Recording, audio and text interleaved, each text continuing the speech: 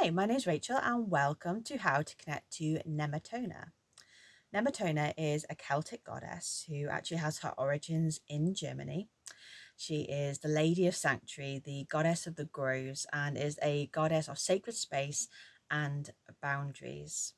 She is a goddess that governs and protects any space that is designated as sacred, whether that be your altar, whether that be your home, it could be a temple, it could be a place where you go for ceremony or ritual, or it could be the ritual and the ceremony in that sacred time itself. She is a goddess that can support you with creating sacred space. So the questions to ask her are, what is needed right now? Where do I need to do this? What do I need to do? You can inquire any of those questions with her, and she will also protect your space. She will help you to designate boundaries, to create them in a healthy way, to really help you deepen into your sacred space, whatever and wherever that might be. She's also an amazing goddess for helping you to connect to the sacredness of self.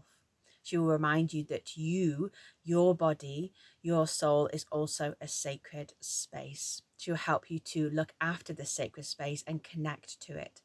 To know something is to value something. So she will help you to understand and to know yourself, and so value it and all that you are and all that you can be. And so here are my top 3 tips for connecting to Nemetona. My first tip is to connect to your own sacred space. Her name, Nemeton, evolving into Nemetona. Nemeton actually does mean sacred space, so she is the space itself and also the guardian of it. You will have a sacred space.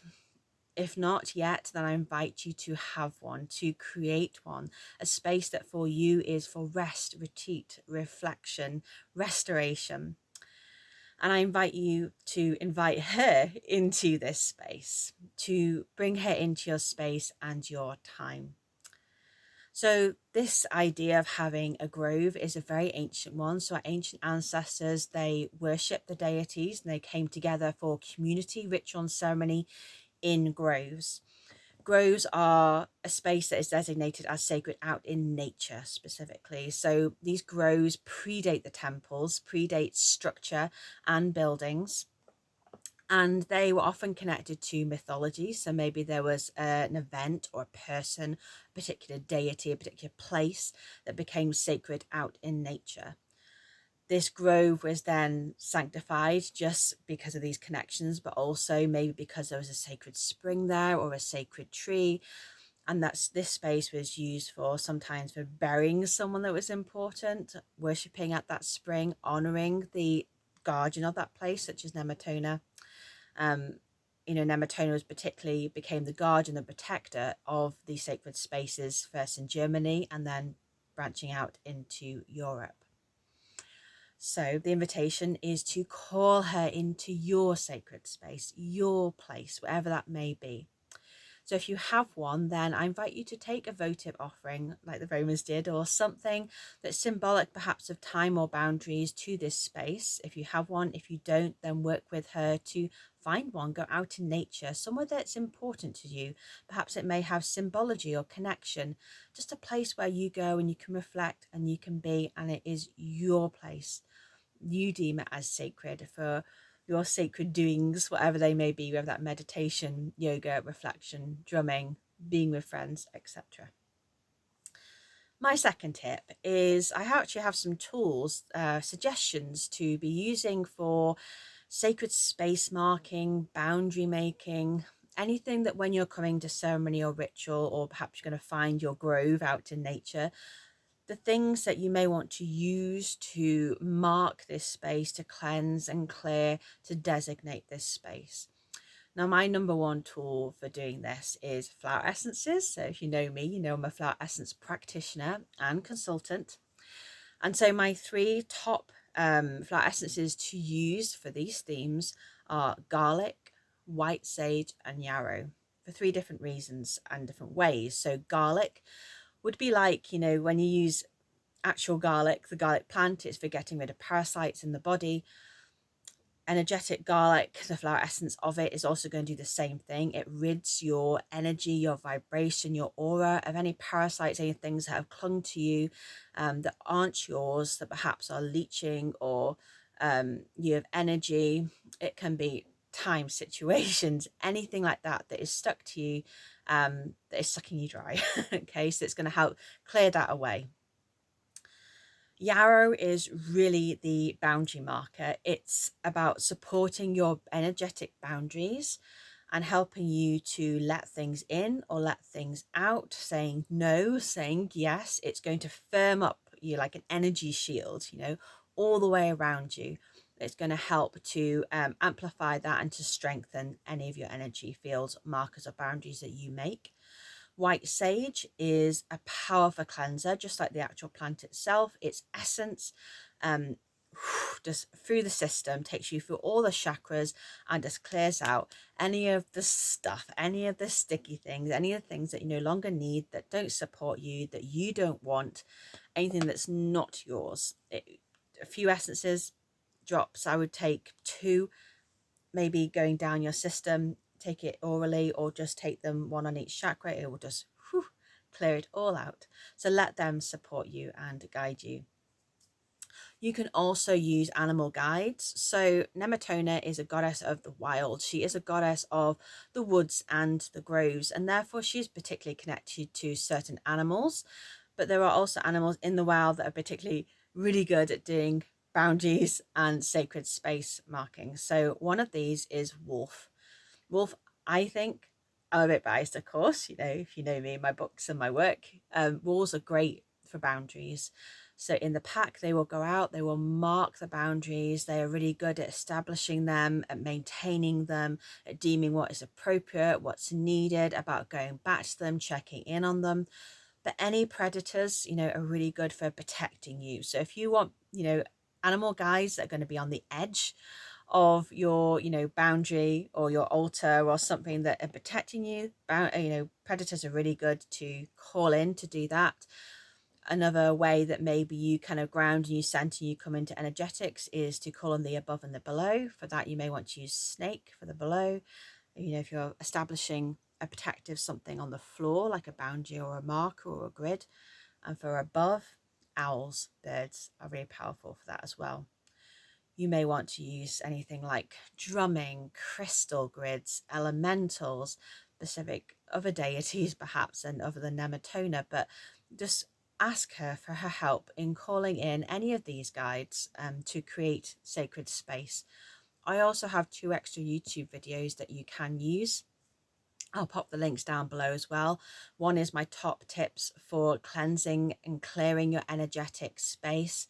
So I go through more flower essences in depth, and other tips and tools for clearing, for cleansing your energy fields, your aura, and your mind, body, and spirit. I also have a guided meditation for grounding, centering, and clearing and protecting yourself. Kind of like a very short meditation you can do quickly in the morning at any time that you need that extra force field around you. My third tip is to discover and to celebrate your sacred symbol. So she is a goddess of symbols, and you will have a symbol that is perhaps connected to you, that is important to you. Now, why would you want to have these symbols? Why use symbols? They can affirm your sense of belonging and identity. They can also be a marker of rite of passage or a certain kind of time. So for example, say you wanted a symbol for your 2025 and what you're calling in and what you're aligning with. You maybe a key, that would be your symbol because you want to open a door, or you are opening a door. You're thinking about what will allow you to open a door, so that key becomes your symbol. It can also kind of really bring you into understanding yourself better. So who am I? What's important to me? What symbolizes me? What do I connect to? So your symbols may be something like a number. So you may have a lucky number that just whenever you use it, the lottery or whatever. It's just your lucky number. It always is a sign for you. That may be important, or something that's connected to something. So if you're really resonant with the, say, the Magdalene energy, 22 might be a very, number, and it's going to be like a password, you put into your computer, it allows you into the computer. That number is allowing you to access something about yourself that is important, your numerology of your birth date, for example. You may have a symbol that is your animal guide. You may have elementals, crystals. There may be something from your ancestors, the people before you, your culture, that is important, that affirms your identity and affirms your, sense of belonging. And what you want to do is to work with Nemetona, ask her to bless the symbol, and maybe ask her if there's a way that you could use this symbol to really affirm self, to ground more into self and to understand yourself. Like I said, she is great for being a goddess, to affirm that you are sacred, to remember that you are sacred. And all of these symbols that you have in your life, are not just mistakes, not just random. They're affirming that of the sacred in your life, reminding you that you are divine and you are connected to the divine. They are important for you understanding yourself, understanding why you're here, what you have to offer, why you are important. And you may find, talking to her, making inquiry with her, that you find that you want to have something on your altar. Maybe something will appear, when you call her in, like a necklace that you have to wear or you want to wear. Or you may find that a number, now that you've kind of spoken to her, number keeps occurring, and that becomes your sacred number. And there's a reason why. Look up the numerology of it and just discover what else there is to know there. So these are my top 3 tips for connecting to Nemetona. If you have any questions at all, anything you want me to talk further about, anything that didn't make sense and you want me to elaborate on, please just ask in the comments down below. Please like and subscribe to my channel, this video, etc., to support all the work that I'm doing on behalf of Goddess and Earth Wisdom. You may also want to check out my books as well. So if you're interested in Goddess mythology, these are some of my books. I'm an international best-selling author of Goddess mythology, Earth Wisdom, and ancient tales and stories. So do check them out. And also, if there's anything that you don't want to share here publicly on this YouTube video, you can come into my Facebook group and community and share with our international community there as well. So thank you for listening, and I hope that you remember yourself as sacred and you find sacred time and space that nourishes and supports and nurtures you with Nemetona. Many, many blessings.